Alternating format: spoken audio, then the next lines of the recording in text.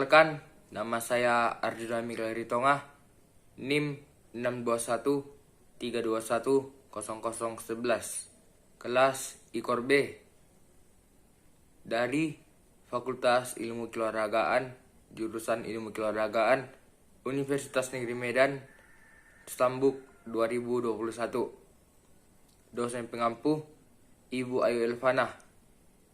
Tugas tentang membuat video materi sistem saraf. Dan sekarang saya ingin menjelaskan beberapa dari sistem saraf. Yang pertama, apa itu sistem saraf? Yang kedua, bagian-bagian sistem saraf. Yang ketiga, bagian dan fungsi pada sistem saraf.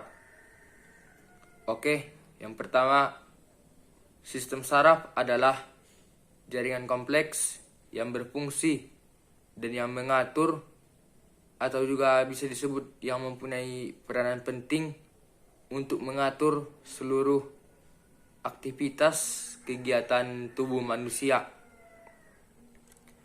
Sistem saraf terbagi dua kelompok besar, yaitu sistem saraf pusat dan sistem saraf tepi. Sistem saraf pusat terdiri dari otak dan tulang belakang, sedangkan sistem saraf tepi terdiri dari motorik dan sistem saraf otonom atau somatik. Atau bisa kita simpulkan, kedua sistem saraf ini maupun sistem saraf pusat dan sistem saraf tepi adalah yang mengatur seluruh aktivitas tubuh kita. Tapi kita tidak bisa menyadarinya atau di bawah kesadaran diri seseorang tersebut. Oke, bagian sistem saraf pusat. Yang pertama, otak. Otak adalah pusat yang mempunyai kendali untuk mengatur kegiatan tubuh manusia. Atau fungsi otak terdiri mulai dari gerakan, sekresi atau mengeluarkan hormon, daya pikir, sensasi, hingga emosi. Itu diatur oleh otak, dan otak yang akan memerintah kita untuk membuat apakah itu gerakan atau sebagainya. Yang kedua, sumsum tulang belakang. Sumsum tulang belakang terdiri dari sistem saraf pusat. Sebagai rangsangannya sifat refleksnya bisa melewati sumsum tulang belakang atau tanpa melewati otak. Yang ketiga, sel saraf atau neuron. Sel saraf atau neuron adalah unit kerja saraf pusat. Terdiri dari 12 nervus kranial, semua nervus spinal dan cabangnya. Fungsinya adalah untuk mengantar informasi berupa rangsangan atau impuls. Dengan adanya sistem saraf ini, kita bisa memberikan respons, baik itu gerakan atau yang lainnya. Sistem saraf pada manusia terdiri dari otak dan tulang belakang, seperti yang saya sebutkan tadi. Dan sistem saraf tepi.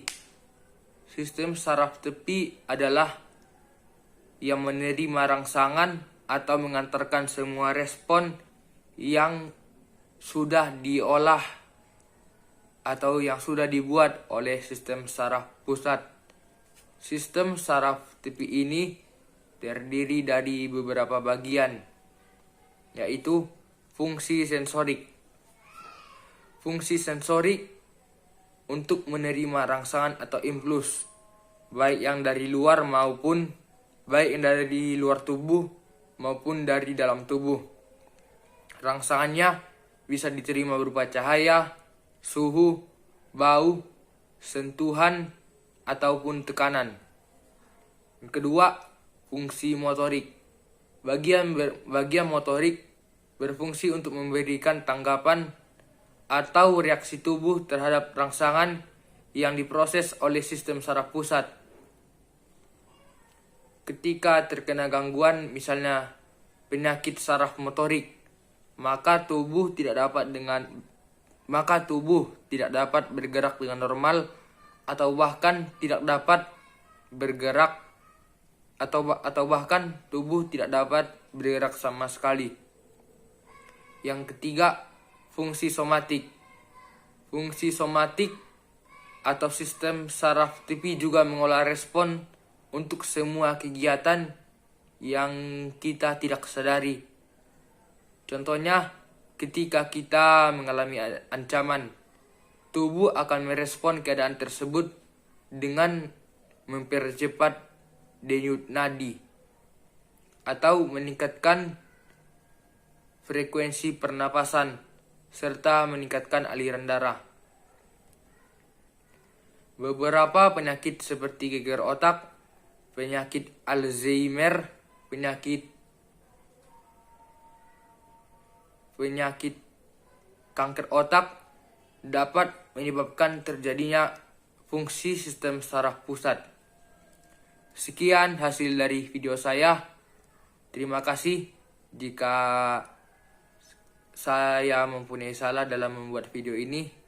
Kepada pendengar, saya minta maaf, dan kepada Tuhan saya mohon ampun dan dapat dimaafkan oleh yang menonton video tersebut. Terima kasih. Salam olahraga. Ikor Huha Jaya. Bye.